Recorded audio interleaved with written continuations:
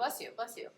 We are going to go ahead and get started. To be cognizant of time, we are at 10 o'clock. We are halfway through, so this is PD session number 3 out of 4 total. So how are we feeling? Where are our thumbs today? Thumb gauge. Any thumbs down that I need to be aware of? Okay, if so, let me know. All right, bless you too. Everyone's sneezy today.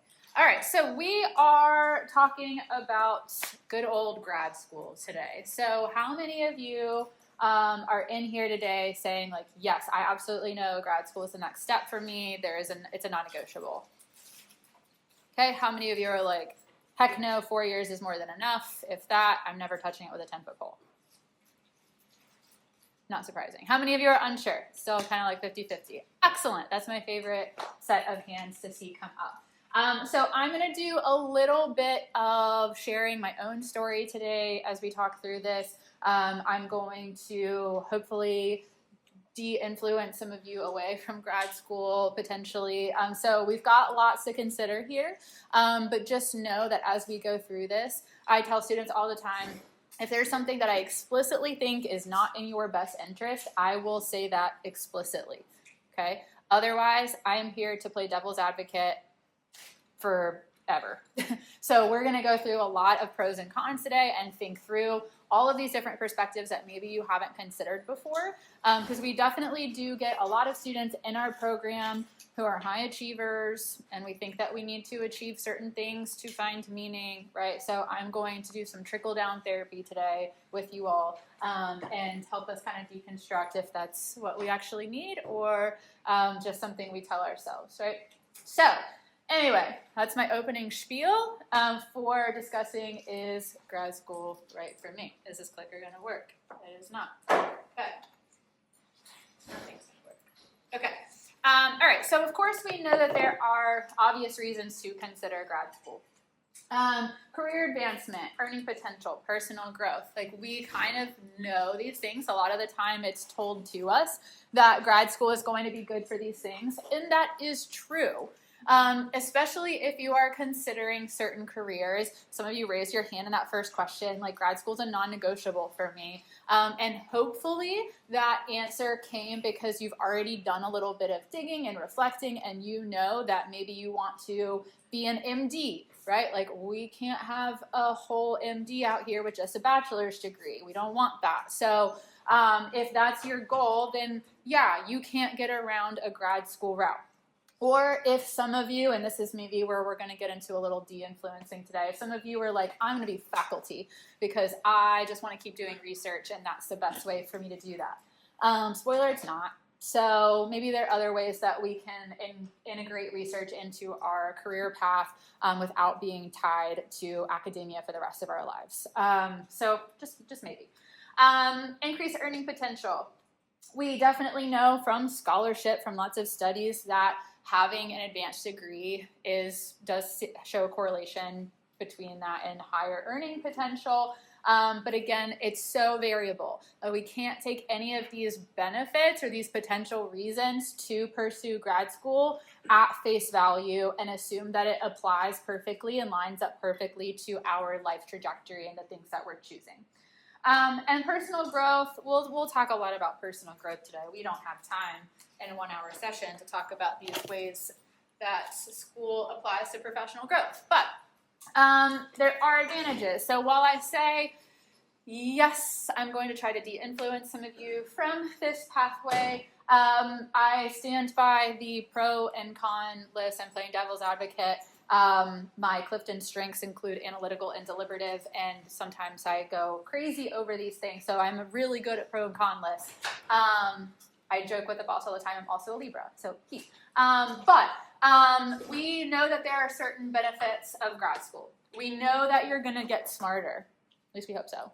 We know that you're going to tailor the skills and the knowledge that you are developing to a more niche area of interest that you might have, empowering you to take new steps in your career.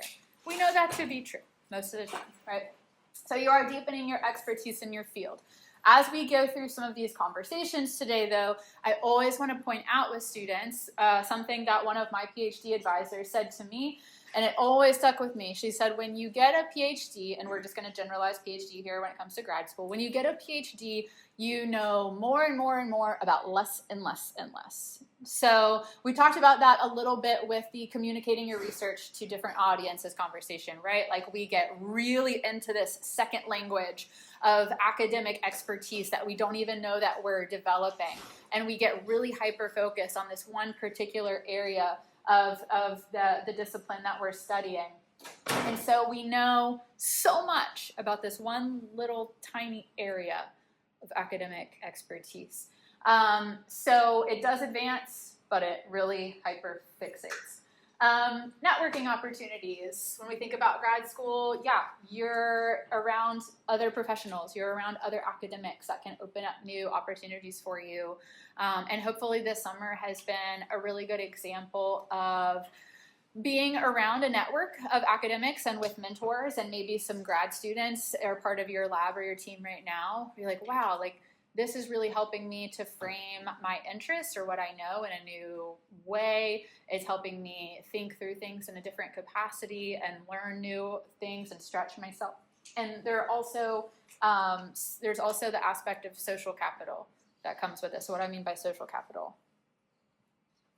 I'm talking about networking.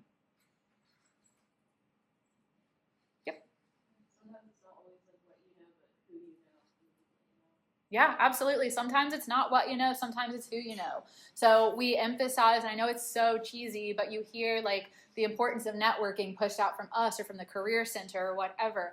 That's where opportunities happen more often than not, is by expanding your network and knowing the right people to open those doors on your behalf or show you where the door is that you can open yourself, whatever the case might be. So grad school can expand your network. Of course, it's in a specific context, right? It's in an academic context most of the time, but it does contribute to that. And of course, as all of you are here now, we like doing research, or hopefully you're enjoying doing research and are thinking about how that skill set or that practice may be integrated into your next steps academically or professionally. So you're going to be engaging in innovative projects. When we think about our value system, and that's going to be something kind of like a key theme today that we talk about, our value system, if part of your value system is that the way that you spend your time professionally and academically is it's important for you to be on the cutting edge of something or consistently contributing to like learning new things and helping society, right? So doing research might be something that you want to prioritize in a career. Also, if you're just doing research this summer because you needed a paid internship and like a way to make money over the summer and get some career competencies, that's okay too if that's not part of your value system in terms of being part of innovative projects. No shade on any of these choices, but it's important for you to start reflecting on what those value systems are for yourself to make some of these next choices. As we talk about some of the good things, now we got to talk about what could be tough. So cost. This is expensive as hell. Like, and not just expensive in terms of the dollar sign, because yes, that is a huge aspect of it, but we also want to think about the opportunity cost and the necessity of that degree. So when we talk about the time and or the cost and financial considerations, the student debt, the tuition, first and foremost, I will tell you with great confidence, you should never, ever, ever, ever, ever times infinity consider a grad opportunity that is not funding your time to be there. If you are looking at master's programs, if you are looking at doctoral programs, if they do not have a route for you to achieve a tuition waiver and probably pay you a stipend for some opportunity, whether that's a graduate assistantship or research assistantship, teaching assistantship, whatever, it is not the move for you. 1,000% of the time, the answer should be no. Okay, so that's one of those instances where I say, like, if something's explicitly not in your best interest, I will explicitly say so. That's number one. Okay, so part of your research and your consideration for seeking out some of these opportunities, that has to be one of your primary questions, is how frequently are you able to fund graduate students through this program?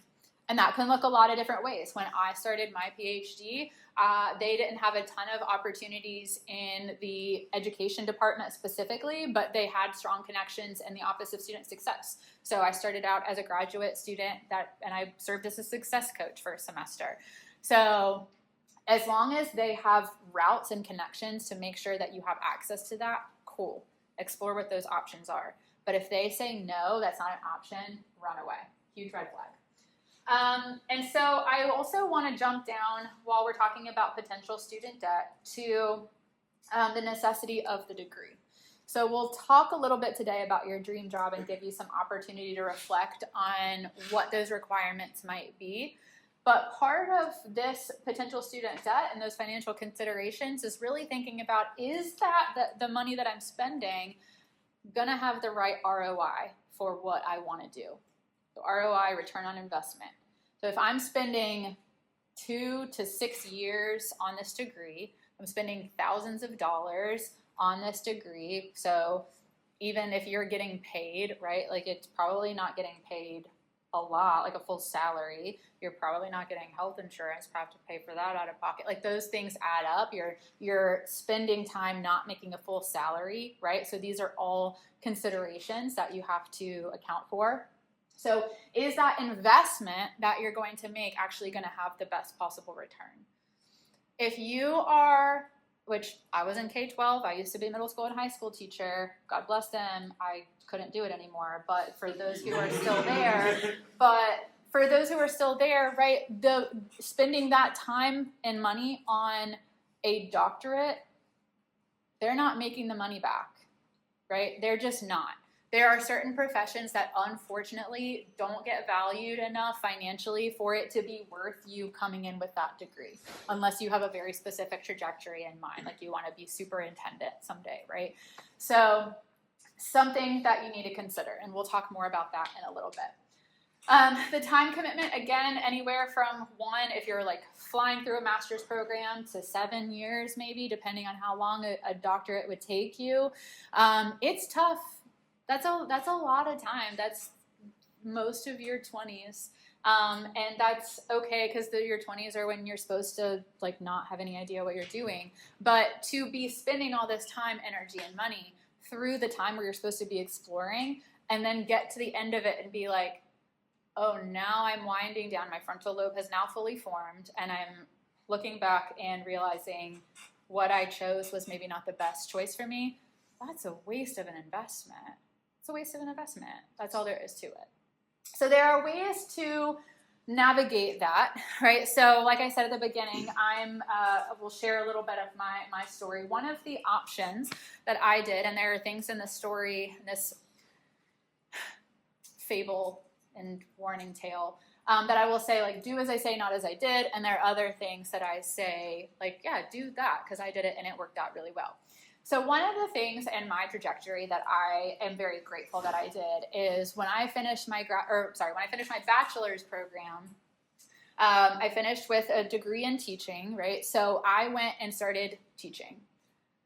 Now, there's a caveat here. I did go and start teaching. So I was a high school teacher for a couple of years. And then at that point, I said, okay, now I know better about what questions I have or what things I care about in the educational space. So now I have a better sense of what specific master's program would be the best option for me. Okay? We don't always know what our why is, well, unless we spend time in that industry. The long and short of it is that, again, unless you have the asterisk next to your degree pathway or your career pathway or whatever, like becoming a doctor, like an MD doctor, that you like have to go straight from your bachelor's to this grad program to get started on your career, you are not going to have as rich of an experience going straight from an undergraduate program to maybe a doctoral program and ask really rich questions about the whys and the hows and whatever of that discipline unless you've experienced it in that industry. What's the point of research? What's the point of research? It's to help progress a discipline area, it's to help progress society, right? So unless you are taking the time to see how what has already been done has been applied, and for you to have some lived experience with that, your whys are not going to be as rich. Okay, so that is one thing that I think I know actually for a fact that I would not change. That I spent 2 years in a classroom and was able to step back and say, after a couple of years experiencing this life as a teacher and seeing how different structures are holding some students back and pushing others forward, now I know the types of questions I want to ask, and it's going to be that much more purposeful in a graduate program. So then I went on to work on my master's degree while I taught in another, so I moved to a new state and I started working on my master's degree. I continued teaching at the same time, which is valuable. Not every program, empowers you to have that option, but again, in terms of value systems, I found a program where it was able to kind of balance those things well. I was able to keep teaching in the classroom and work on my master's outside of that time. So it continued to kind of be this feedback loop, right? That's what we want out of education. That's what we want out of research and our professional experience, where this Venn diagram kind of comes together, right? We want to be able to see this feedback loop of like, here's what I'm learning, here's how I'm applying it, and here's how I'm reflecting on how I've just applied it and what those outcomes are. That's always the goal. That's how we learn. That's metacognition. So in terms of your academic and career decisions, you want that same metacognition. How is what I'm learning impacting what I'm doing on a day-to-day basis, and how do I continue that growth process? So then I finished my master's. I was still teaching for a little bit, and then I got to the point where when I said, I started teaching after my bachelor's, there was that little caveat. The caveat was, for some ungodly reason, when I was 17 years old, I said, I need to have a PhD by 30. That's what I need. Why? I was 17 years old. I was embedded in toxic high achievement mode, right? Where we're stuck in this capitalistic hell where we're taught that credentials and titles bring us meaning and worth. And especially for those of us who were high achievers in high school, we took the AP classes, we took the IB classes, we were valedictorian. We had all these options, right? We found some meaning and some worth in some of these titles and the status. This is where we need to start the de-influencing process, because that ultimately is not going to lead you to anything that's going to be impactful and sustainably satisfactory to you as a professional or as a human being. Okay, so 17 years old, said, I need a PhD by the time I'm 30.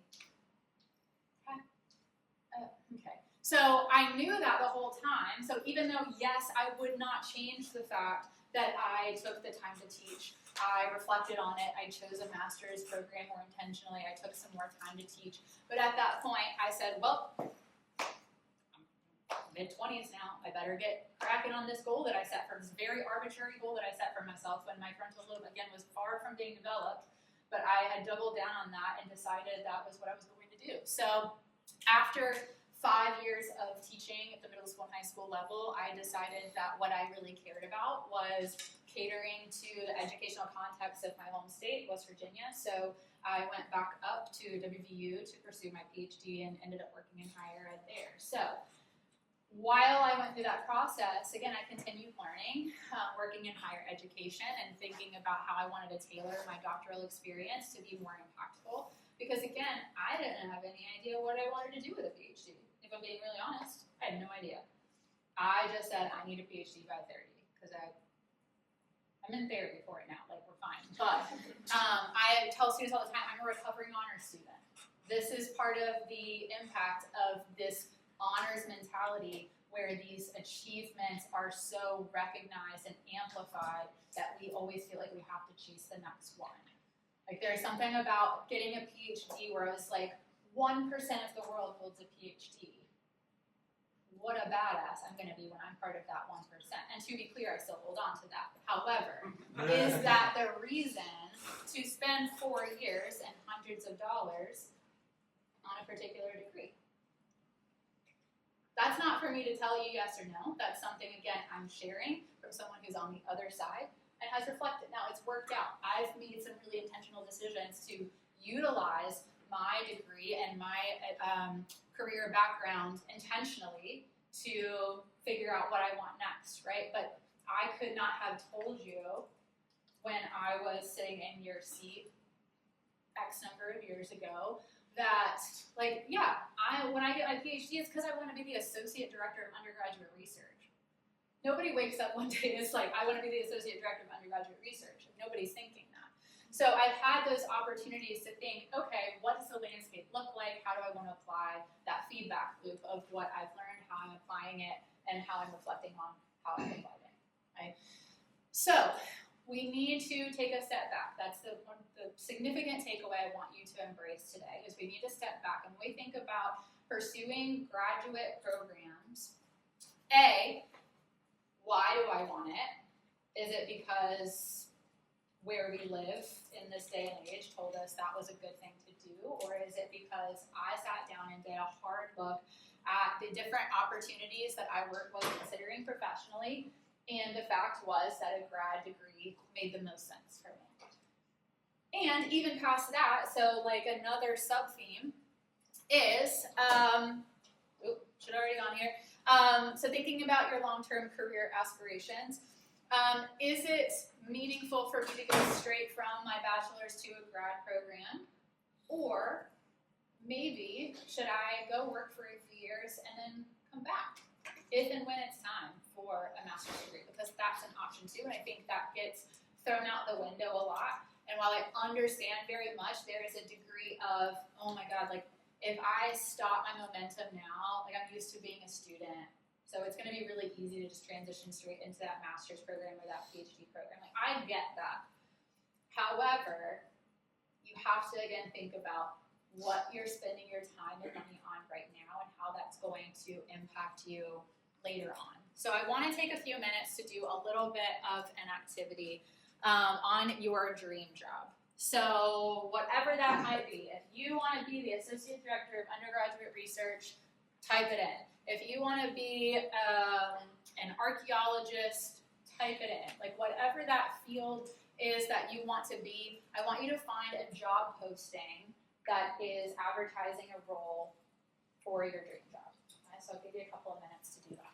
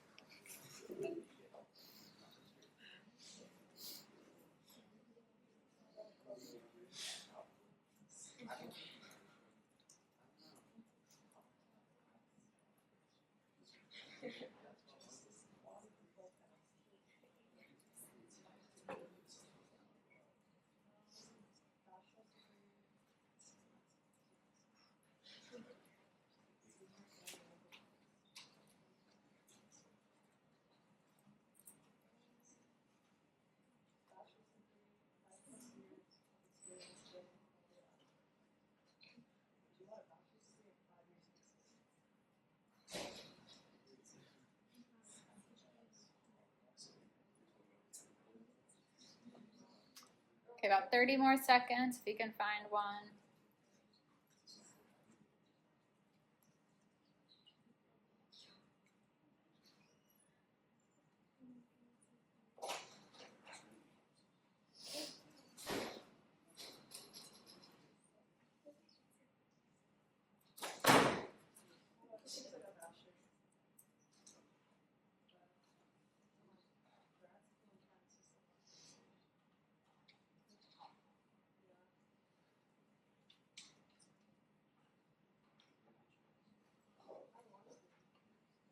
Okay, so who found a good posting for their dream job?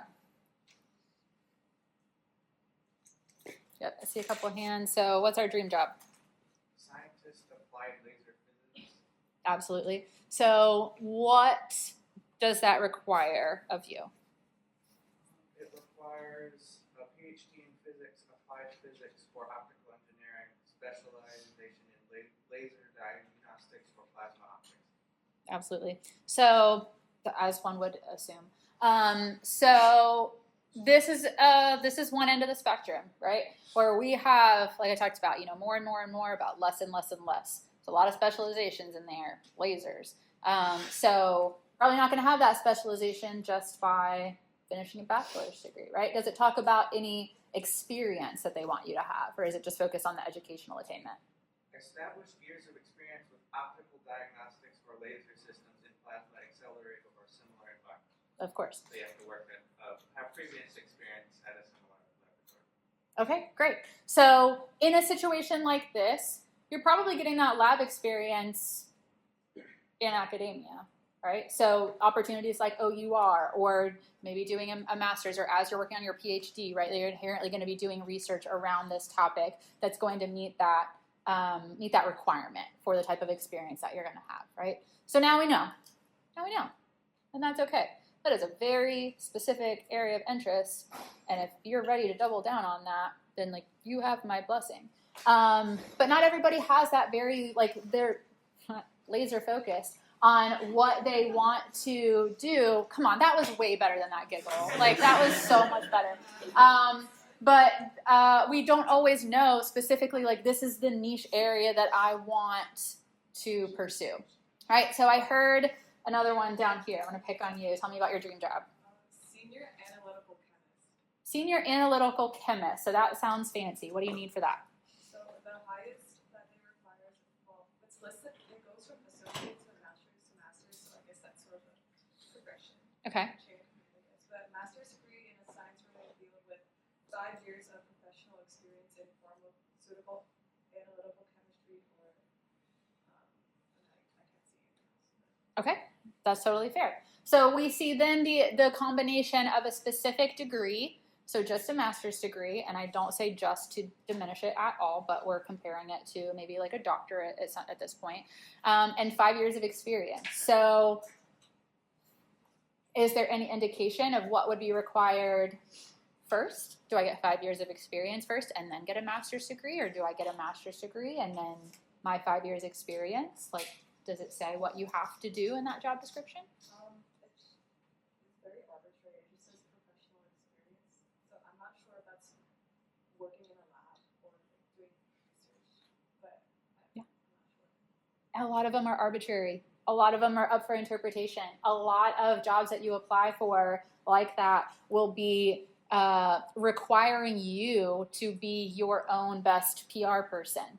Right? It's up to you to be able to market the skills and experiences and education that you have to say, I'm the best person that you have for this. And so when it is written a little bit arbitrarily like that, that's kind of in your favor, because that gives you a little bit of space to say, let me flex some of these muscles that I know I've developed and talk about it language, matching language, right? If it uses this phrase in the job description, I want to use this phrase in my application, so on and so forth. But you have wiggle room there. You have wiggle room. So again, this is an opportunity, not that we're putting you in this box, but this might be an opportunity where that professional experience is going to make a master's degree much more impactful, because you're then going to be able to ask more intentional whys and hows when you pursue your own strand of research in a graduate program. Anybody else? Anybody else have a good, yes, go for it. Mine is a local district judge in Lake County. District judge. So what do you need to be a judge? You need a bachelor's and a Juris Doctorate, and it said preferred is at least 10 years of experience. At least 10 years of experience as an attorney, right? So that is specifically giving you the timeline, right? We don't get to pick, oh, I'll get my experience and then I'll go back and get my degree, right? You have to have your JD before you can be an attorney. So that kind of dictates what you would need to do, right? So again, there's not a ton of wiggle room. Now, do you have to go straight from your bachelor's into law school? No, not necessarily. Go work for a nonprofit, go work for a community organization, right? Think about how some of those can enhance your law school experience, et cetera, et cetera. So we'll do one more. Yep, back here in the back. Associate teaching professor. Mechanical engineering associate teaching professor is your dream job? I'm just picking on you. Okay, why a teaching professor?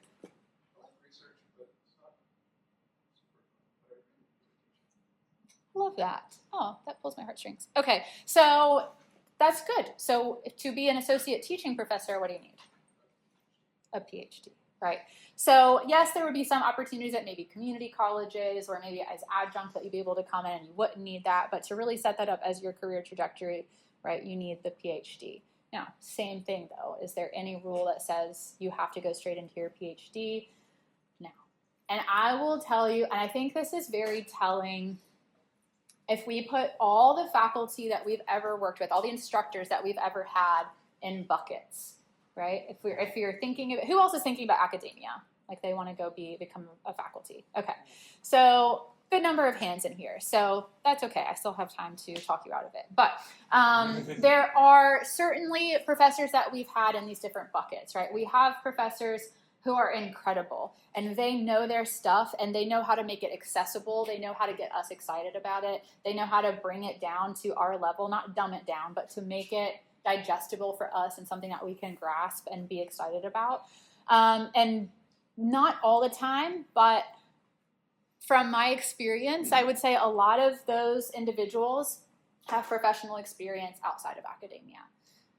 They have not been encapsulated and consumed by the second language in that niche area of expertise. They've done something outside of academia to improve that people skill and that ability to teach, right? And then we have some of these instructors or professors who maybe it made us hate an area of content so much we never took it again. Maybe it was something we wanted to care about, but they had no idea how to bring it to our level and do anything in an engaging capacity. It was all lecture-based, right? So we've all had those. And so we think about, all right, what made them these different ways? What are the professional development areas that they've had, or what is the background that they've had that's made them really good at what they do? And so that's something to consider, especially if you're thinking about the specific area of being a teaching professor. I have whole other soapboxes about academia and teaching expectations. We can talk about it another time. But yeah, so this is, and we're doing two things. One, we are not locking ourselves into whatever job we just found today. We're not like, hey, I have to do this now, and setting ourselves on a toxic conveyor belt that we can't get off of, right? Because a lot of us have this tendency, again, recovering honor student. We're right here, okay? So we're not doing that today. However, at the same time, we can do a little manifesting. We can say like, yeah, this is the area that I want to be. This is something I see for myself, and I want to maximize the opportunities that I have to make sure that I attain that one day or something comparable, right? But through this whole process, what we are still called to do is to continually reflect on what our opportunities have been and what makes the most sense in terms of return on investment and what's going to serve us best down the road. Financially, time-wise, energy-wise, identity-wise, like all of these different pieces matter. It is not as simple as, I want a PhD by the time that I'm 30. It's not the way to go. So, we definitely have to think about the passion for the subject, bless you, and the readiness for the rigorous study. So, if you really like research, but you hate being a student, guess what? You're probably not going to have a very good time doing a PhD.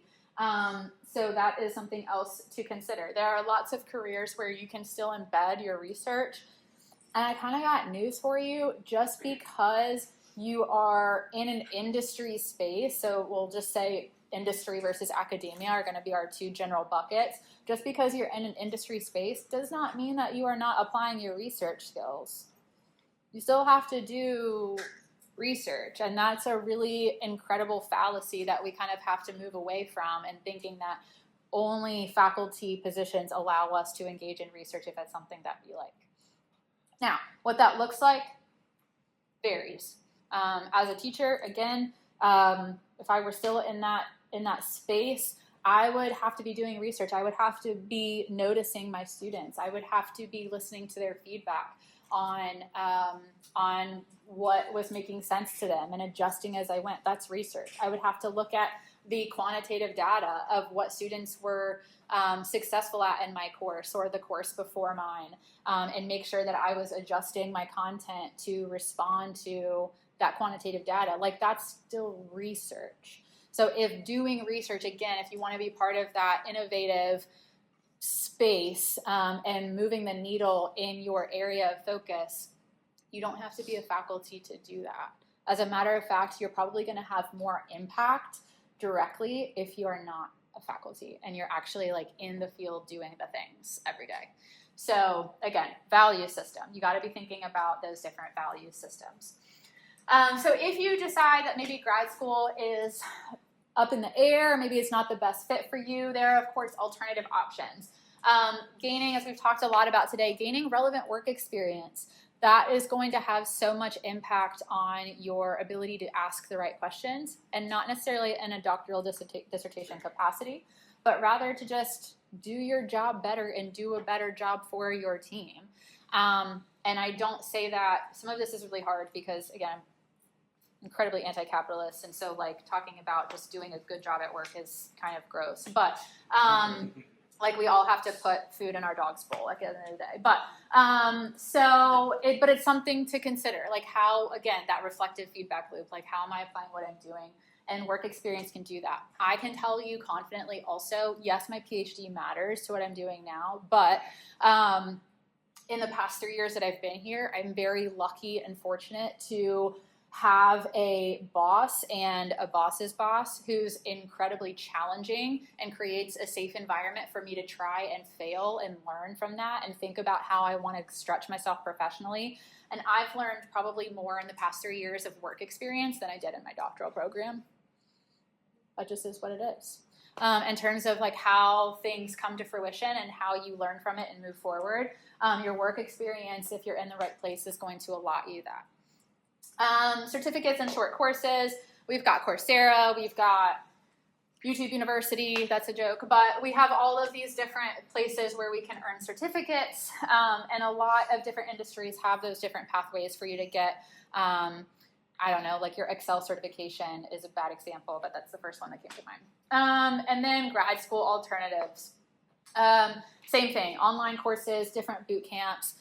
Can still get you some of those credentials. I know like badging and micro-credentialing is big in higher ed right now. Like, how are we able to give you credit for these other experiences that you've had and put it formally somewhere on some piece of paper or digitally, whatever. But there are tons of those beyond just higher ed. Every industry is going to have some sort of, how do I continue learning? And how, something to always consider though is like, how is that rewarded? Like if you just like bust your butt for 5 years and you get all these micro credentials in your industry, but they don't actually care about it, right? That's something for you to consider. So there's other ways that you can continue learning. As a teacher, as an educator at heart, our goal is to create lifelong learners. Now, that does not necessarily mean that we want to set you up to be in a doctoral program and then also get 5 more degrees after that. You don't have to be enrolled in a degree program to be a lifelong learner. But being curious and staying curious about what can be improved and what you can get better at is what that means. And being able to, again, apply that feedback loop. How have I applied it? What's gone well? How can I rethink this? You're bringing skills that are transferable from your research experience into your own professional growth. Okay, so if you are thinking about going into grad programs, so we'll come all the way full circle, assuming that we've gone through this whole conversation and you're like, no, she's still so dumb, like I still want to go get a grad degree. You have to do it right.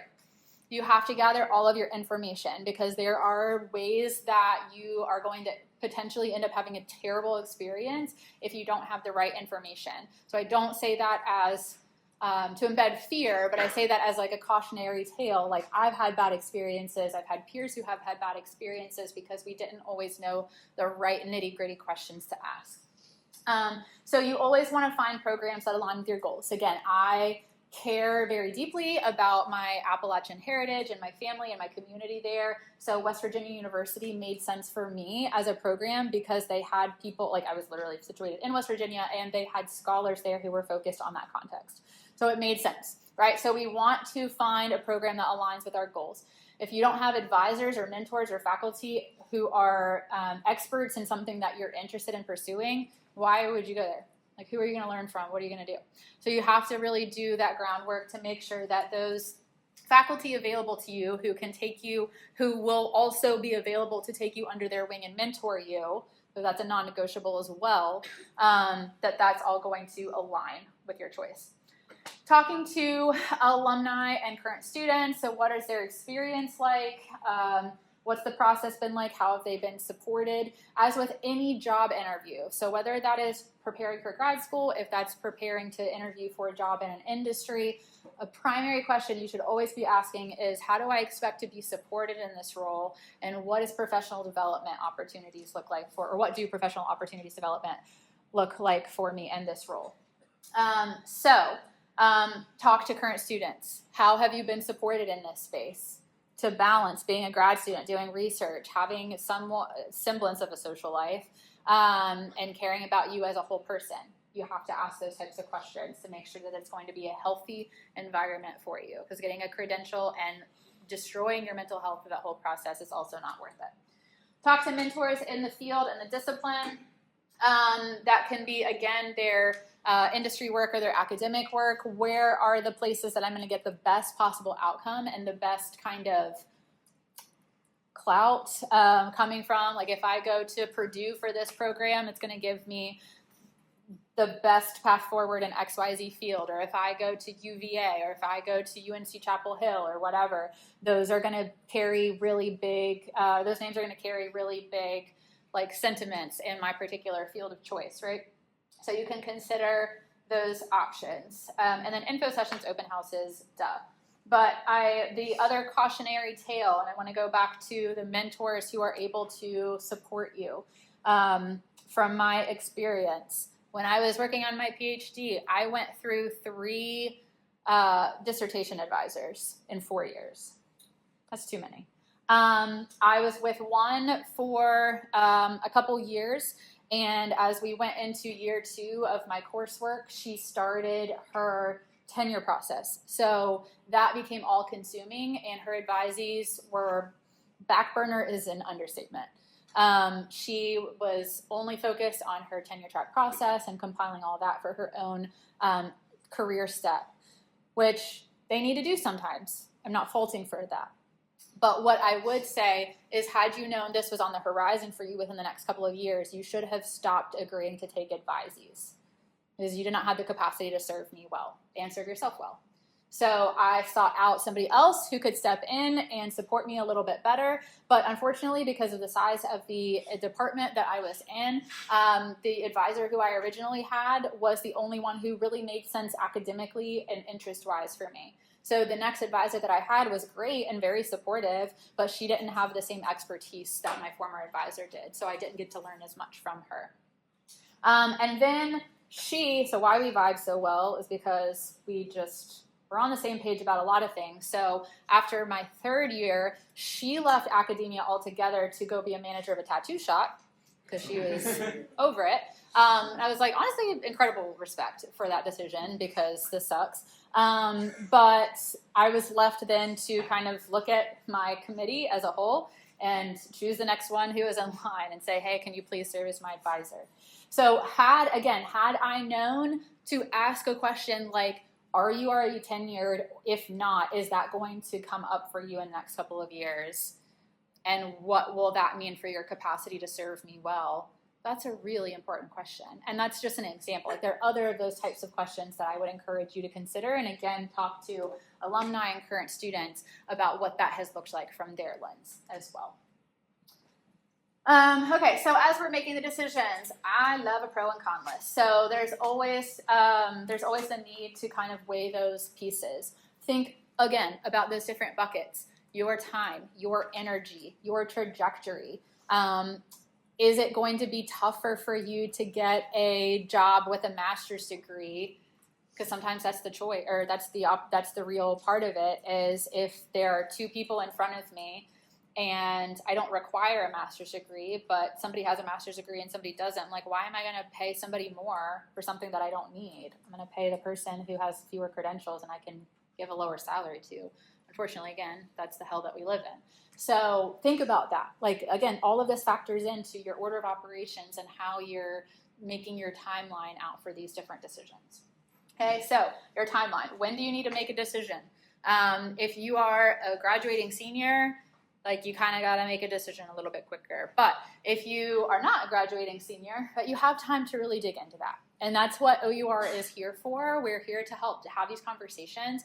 I won't be able to hang out after today because I have to go straight to another meeting. But typically this is a session where I stand here for 30 minutes with a line of people saying, like, so now I want to talk through my quarter life crisis that I didn't know I was having today, but now is here.